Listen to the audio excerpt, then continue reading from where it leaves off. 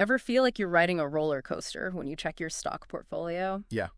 Looking for some stocks that can kind of like weather the storm a little better Right. and maybe even, pay you back a little something just for holding on? Yeah. Yeah, for sure. Well, that's where dividend stocks come in. Absolutely. They offer that steady, how do you say it, that comforting consistency. Yeah, the consistency, that stability. Especially when the market feels like, well, a roller coaster. Exactly. And today we're diving into a recent article. It highlights 3 dividend stocks that analysts are really eyeing up. Yeah, that's right. They say these stocks have serious potential in these turbulent times that we're in. And it's not just about, just going for that really high yield. Right. This article, it uses TipRanks Best Dividend Stock Screener. Okay.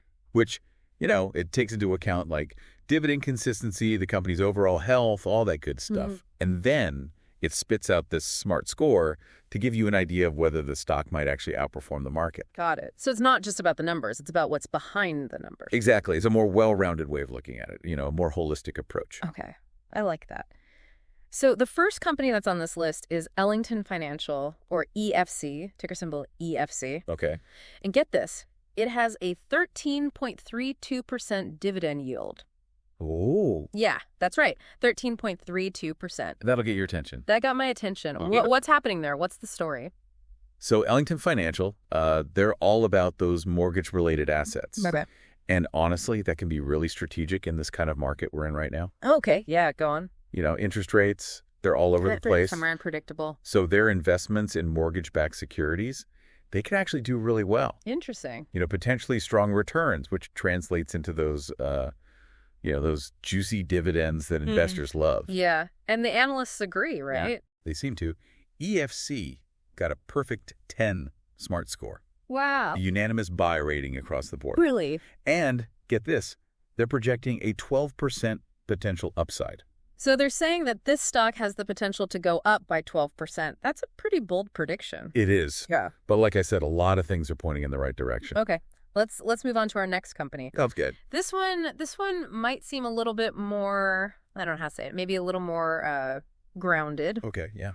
We have Brookline Bancorp, ticker symbol BRKL. All right, Brookline Bancorp. Got it. It's a regional bank with a 5.47% dividend yield. Okay, not bad. Not as high as Ellington, but still, solid. Yeah, absolutely.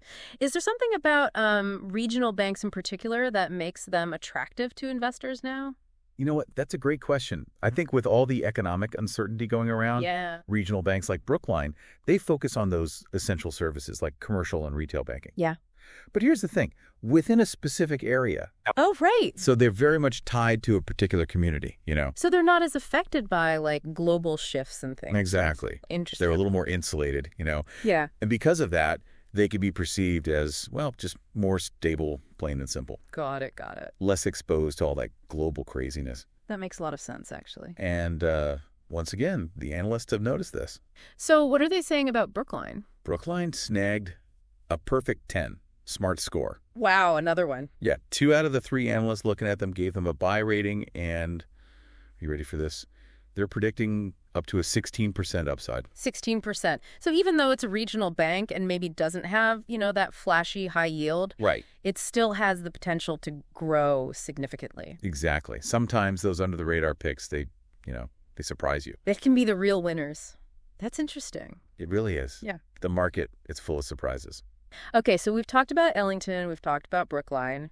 Who's our last company today? Last, but definitely not least, we have Provident Financial Services. Provident Financial Services. Okay, got it. Their ticker symbol is PFS. PFS. Okay. And they're sitting pretty with a 5.38% dividend yield. Okay, so right in between Ellington and Brookline. Yep, right in the sweet spot. So what makes Provident Financial Services stand out? What makes them unique in this lineup?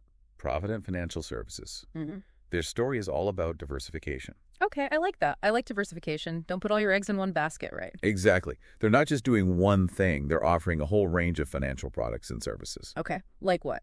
We're talking traditional banking to wealth management and probably a bunch in between. So more like a financial supermarket?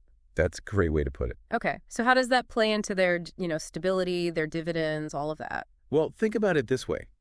When times are uncertain, economically speaking, this diversification acts like a safety net, a buffer. Oh, okay, I see. They're not overly reliant on just one thing, one market segment, right? Right, because if that one thing starts to tank, they're in trouble. Exactly. But if they've got their hands in several different areas. So we're protected. Makes sense. Exactly. And that likely plays a big part in why they're able to keep those dividends coming consistently. Okay. And what are the analysts saying about Provident Financial Services? Provident Financial Services. Hmm. They got a really strong SMART score. Let me guess. Another perfect 10. Well, not quite a perfect 10 this time, but still impressive. They got an 8. An 8, that's still great. Definitely. And get this, all 4 analysts covering them, all 4 gave them a buy rating. Wow. Yeah. And here's the kicker. They're projecting a potential upside of 17%. So the highest upside potential out of all 3. It seems that way. Wow. Okay. So we've explored 3 very different companies today, each with its own unique appeal. Right. Ellington Financial, with that potential for really high yield returns. Brookline Bancorp, that steady regional player, focusing on those essential banking services.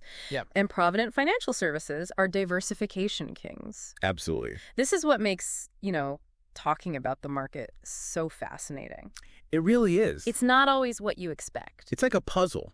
Yeah. It's not just about chasing the highest number you see. It's about understanding what those numbers mean, what they represent. Right. It's about the bigger picture. Exactly. It's about the business models, those market forces that are always at play, what the analysts are seeing, their insights. So for someone who's listening and saying, okay, this is interesting, I like these 3 companies, what do I do now? Yep. What would you tell them? That's the question, isn't it? It all boils down to this. Which scenario really clicks with your own personal investment goals, and your risk tolerance, of course. Some people, they're all about that high yield potential. Sure, they want to see those big numbers. Exactly. They're willing to take on a little more risk. Right. Others, they prioritize stability above everything else. Makes sense. And then you have those who love that diversified approach. They want to spread their bets, so to speak. It's all about finding that right balance. It is. And that's what makes this whole deep dive, really valuable, I think. It arms you with the information to make smarter decisions. Exactly. So consider this your starting point, right? Yeah. Your launch pad for digging a little deeper. Exactly. Do your own research. Explore these companies. See what resonates with you, what aligns with your own personal financial goals. Because at the end of the day, knowledge is power. It really is, especially in the world of investing. You got it.